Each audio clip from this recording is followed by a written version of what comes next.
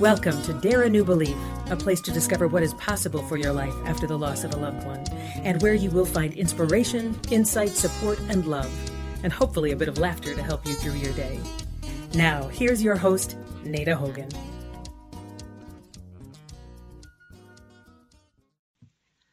Welcome to Dare a New Belief, where you will find light and life, love and joy, healing, faith, and hope. A place where you get to believe in what is possible for your life. I'm your host, Nada Hogan, and I have the great honor to be with Ruth Elliott today. Ruth says that becoming a mom ushers you into a club, giving a depth of experience and fellowship that all moms share.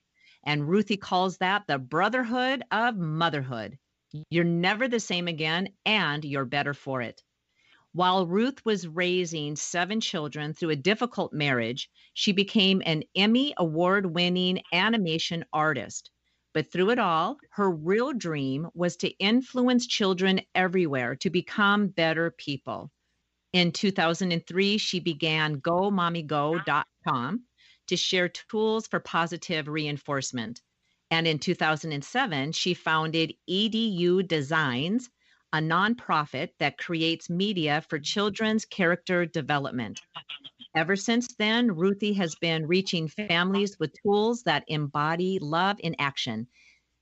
As a professional coach, Ruthie helps women get in touch with the things that they have the hardest time saying. And she has a beautiful website, spiritledsupermoms.com, and of course, gomommygo.com. Ruthie, thank you so much for being here. Welcome.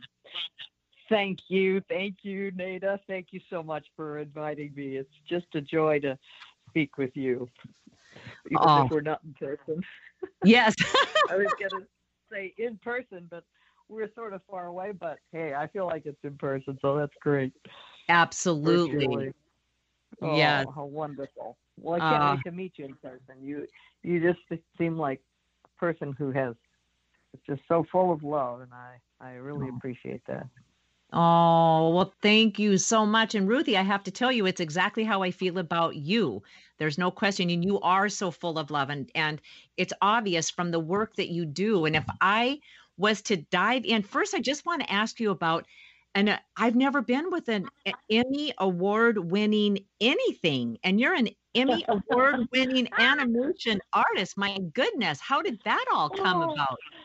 Well, I really feel blessed, and gosh, it was just I got the Emmy Award after not realizing that I got it. I worked in animation doing cartoons for, gosh, it must have been 27 years, and one of the shows that I worked on was The Simpsons, and the very first season of The Simpsons was an award-winning episode, and so I guess because I worked on that, we all got an Emmy, and I was so proud and happy to work on it. So, but you know what? It's kind of like what my mother used to say. What the world thinks of you is kind of like the back of your head. You really can't see it. Exactly. I love it. Isn't that great? Most of the wisdom and stuff that I feel like I've got was from my mother. She'd always say these wonderful little sayings, and I'd go, "Huh? What is she talking about?" And then she'd like parables, and then she'd explain it. So I feel very blessed. So I accidentally got the Emmy Award, but it's kind of like what they say. Success is when preparation and opportunity meet. Yes. So I prepared by being an artist all my life, and then the opportunity came to work in animation again accidentally, and that's where I think divine intervention came in, because really, when you think back, you realize, gee, if I hadn't gone to that person's house that day and done this and that, then this wouldn't happen. And I wouldn't have met the man of my dream, or something. Right. Exactly. Yes, yes. Isn't it? I think the hand of God, I think, is in all of it, all of the time. That's right. I really believe that. And looking Yeah. at all the things on your wonderful website, I feel so blessed, and I got so much out of looking at it. I feel like the same thing, that you just radiate this sense of that there's a divine touch and divine appointment in life, and all of it's all his job, it's Yes. history and his story. That's right. That's right. Right. Absolutely. Absolutely. Yes, So and it makes life that much more beautiful and pleasing, I think. So, yes, right, fabulous. So you had right.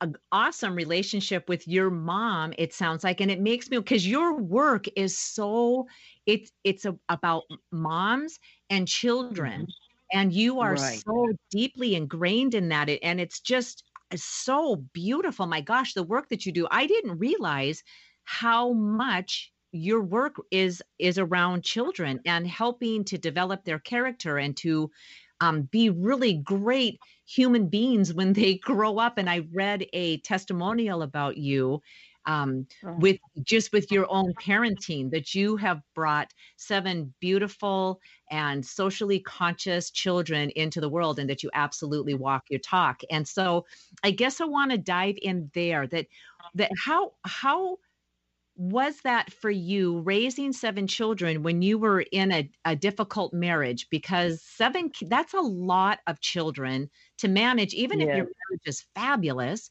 but when it's Well, troubled, wow, that's yes. It was really hard, in a lot of ways, because and this is another reason why I feel it was why I got so good at praying, because I Mm. had to call out to God all the time and say, "Help!" You know? But yeah, I mean, even with one or two kids, it's the same way. I mean, but uh, but it was like having 8 children, because my husband Uh, was very much the biggest kid of all, and uh, it was such a challenge. I remember, see, originally wanted like 13 kids, and when I was looking around for eligible mates, because I figured I couldn't do it alone, I yeah. had to I had to, like, kind of interview people, because like I knew that I wanted a lot of kids, and Mm. this was my dream from the time I was little.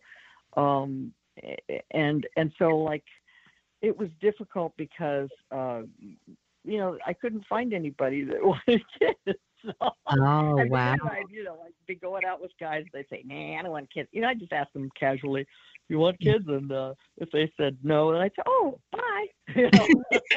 Right. So that was real, no, it was like a deal breaker for me. So when I met my first husband, he was just, I don't know if he was like reading my mind and figuring, well, if I say no, she's going to run away. Right. But he said, oh yes, he was like wanted to help kids in orphanages and did all this stuff. So I said, oh, he's the man for me, you know. Mm. Yeah. And he was so marvelous and wonderful at first. But like I said, he was the biggest kid of all, and Mm. it was really hard. So, but we survived. That's the miracle of it all. And you know what? I'll bet you anything that most people, when they get married, unless they're super intelligent and have some kind of great wisdom, they don't always pick the right person. Right. Yes. And we are all so different. Getting along with somebody, I think, is the most important skill in the world. Yeah. And that is something I work on really hard to help ladies with. Ah, okay. So can you talk into that a little bit? What is the work that you do with women? Okay.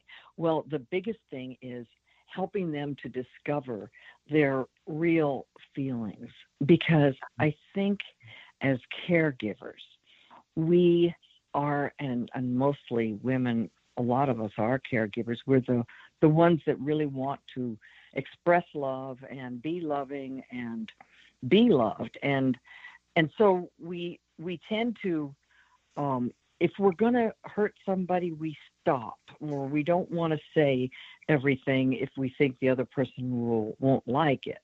So we end up kind of squashing ourselves. And then the more we squash ourselves, we're not the real us. And then pretty soon, the real us is hiding somewhere in a corner, and we feel like they don't really know us. And so even if the other person, like your mate, does love you, if you're not showing your real self, you feel either dishonest or like they don't really love you. You can't believe it. Why? Well, you haven't been showing the real you. Right. And if you don't show the real you, how can you feel that they are loving the real you? There's a certain amount of vulnerability in exposing yourself, and you have to be able to do that if you want real love in your life. But that's like the scariest thing in the world. So I help ladies to discover what it is that they're really feeling and they're just having a hard time saying. Yes. So when you're doing that kind of work, do you know that from experience? Did that happen with you when you kind of felt like you were just squashing your feelings down? Absolutely. And I think one of the biggest things that it's almost like a survival instinct. If you've ever, when you think of little children, okay? Now, when you're a little kid, you're extremely vulnerable and sensitive. And if you were an adult and somebody, say, yells at you or something or hurts you, your instinct would be to run, right? Yes. And what are they say we do fight, flight, fear. Fight, flight. There's 4 F's: fawn and freeze. Those are the responses to abuse or feeling threatened. So when you're a little child, you're too little to fight because you'll lose. So you don't fight. Right. And flight, you can't run. Where can you run to? You need your parents for your very survival. Right. So you can't run. You can't fight. You can't flight. And then the other thing is freeze. You can freeze and just like become a stone face and try not to feel anything. Yeah. Or you can fawn. You can pretend that, oh, I love you so much, like a little puppy lays on its back, hoping you won't hurt it, saying, please love me, please love me. And you can, fawn. So those are the 4 things, the 5 that people do. So with me, when I was younger, I always, I had this weird experience where I never knew why until I was 8 years old, why I was always afraid that I had to be really good or somebody would want to kill me. Oh. And so when I was 8 years old, I found out that my dad had wanted me to be an abortion. Now, at 8 years old, kids should never find that out, or it was just a fluke that I found it out. Yeah. But because of that, and my dad is somebody that I adored, and I just loved him so much, it was like a knife in my heart. Yeah. So I just felt like, oh my gosh. And the reason why that he didn't want me was because it would have cost him $350 for the hospital bill in 1949 or whatever, something like that. So I had this terrific feeling that, oh my gosh, I must never be a burden to anyone. I'll never be a burden. I'm going to just work and always be an asset and not a liability. I didn't know those words in that age. Yeah. But I decided at that moment that I was going to be the consummate,